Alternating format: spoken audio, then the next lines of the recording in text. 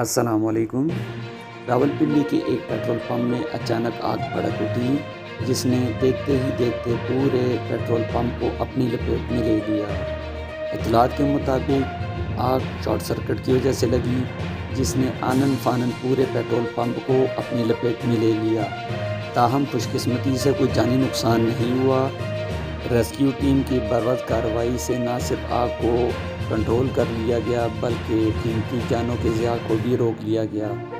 ताहम petrol pump मुकम्मल तौर पर जल गया, लेकिन किसी भी जानी नुकसान की इत्तला नहीं मिली। रेस्क्यू कार्रवाई के दौरान सड़क को आम ट्रैफिक के लिए रोक दिया गया और तमाम लोगों को मुतासरा जगह से दूर रखा गया।